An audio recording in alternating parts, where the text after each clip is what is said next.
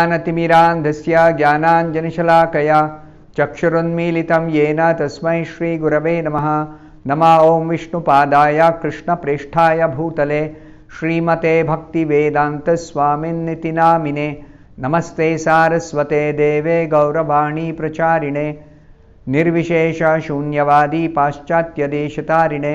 जय श्री कृष्ण चैतन्य प्रभु नित्यानंद श्री अद्वैत गदाधर श्रीवासादि गौरभक्तवृंद। हरे कृष्णा कृष्ण कृष्णा हरे हरे, हरे राम राम राम हरे हरे। ओम नमो भगवते वासुदेवाय। नारायणं नमस्कृत्य नरं चैव नरोत्तमं देवीं सरस्वतीं व्यासं ततो जयमुदीरयेत्.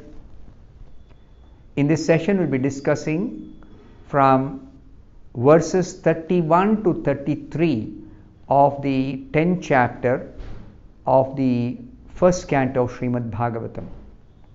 So the 31st verse, Evam vidha gadantinam sagira purayoshitam nirikshanena abhinandan sasmitena yayau harihi. The meaning of this verse is, while the ladies of the capital of Hastinapura were greeting him and talking in this way, the Lord, smiling, accepted their good greetings, and casting the grace of his glance over them, he departed from the city.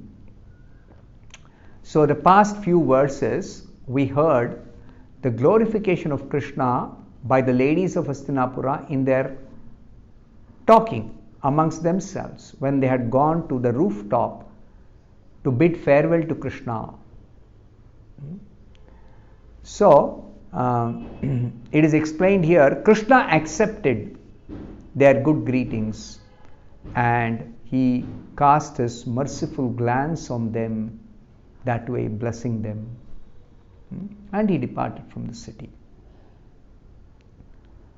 The 32nd verse, Ajatashatru Prutanam Gopi-thaya madhudvishaha parebhyas shankitas nehat prayungta chatur anginim. The meaning of this verse is, Maharaj Yudhishthira, although no one's enemy, engaged 4 divisions of defense, horse, elephant, chariot and army, to accompany Lord Krishna, the enemy of the asuras or demons. The Maharaj Yudhishthira did this because of the enemy and also out of affection for the Lord. So Yudhishthira Maharaj, he is sending off Krishna, and even though there is no need for giving any special protection to Krishna, Yudhishthira knows Krishna is the Supreme Personality of Godhead, but out of affection for him, he arranged 4 divisions of defense forces. Those days there used to be warriors on horseback, warriors on elephant back, warriors on chariots, and warriors on foot soldiers. So 4 divisions, horse, elephant, chariot and army, what is called as infantry, they were to accompany Krishna till he reached Dwaraka. So it is explained that Yudhishthira Maharaj did this out of affection for Lord Krishna, because Yudhishthira Maharaj is a pure devotee of Krishna. So Srila Prabhupada explains in the purport, natural defensive measures are horses and elephants combined with chariots and men. Horses and elephants are trained to move to any part of the hills or forests and plains. These horses and elephants are trained up to engage in fighting in a battle by the warriors or kshatriyas. The charioteers could fight with many horses and elephants by the strength of powerful arrows, even up to the standard of the Brahmastra, similar to modern atomic weapons. So this particular science is lost in this present age. There used to be a division of Ayurveda, of the Vedas, called Dhanurveda, how to fight with different weapons, the skill for fighting with weapons. And some of the arrows that were discharged, they were having the power of mantra. Power of mantra. It means the arrow, when released to go and strike a particular target, by the power of mantra, it will go searching for the target wherever the target may be. Not necessarily the target has to be in line with the arrow being shot. Not necessary. Mantra, by mantra power, it will go searching. And they even had a very, very powerful weapon called Brahmastra, which is similar to modern atomic weapons, but the speciality of Brahmastra is it will go and strike only the target. It will not do destruction for mass destruction. It will not do unless the Kshatriya who releases that Brahmastra desires so. So he can select a target and release this Brahmastra and it will only go and strike that target and destroy that target only. So that was the kind of science, Dhanurveda. Maharaj Yudhishthira knew well that Krishna is everyone's friend and well-wisher. Krishna has no enemies. Krishna has no enemies because everyone is Krishna's part and parcel. And he is Suridam Sarva Bhutanam. He is the topmost well-wisher of every living being. So where is the question of Krishna having enmity with anybody? Krishna is everyone's friend and well-wisher. But there are asuras who are by nature envious of Krishna, envious of the Supreme Lord. It's a demoniac nature. Demoniac nature is asuri bhava. So in this material world only, not in the spiritual world, only in the material world, there are two categories of beings, created beings. Dvaubhuta sargau lokesmin daiva asura evacha. In the 16th chapter of the Bhagavad Gita, it is explained, among created beings in this material world, there are two categories, Daiva and Asura, Swabhava. Divine nature and demoniac nature. Now, this is because some people, they wrongly think that Krishna is their enemy. They think Krishna is against them. Or somehow they have developed some inimical feelings towards Krishna. So, Yudhishthira Maharaj, out of fear of attack from others and also out of affection for Krishna, he engaged all varieties of defensive forces as bodyguards of Krishna.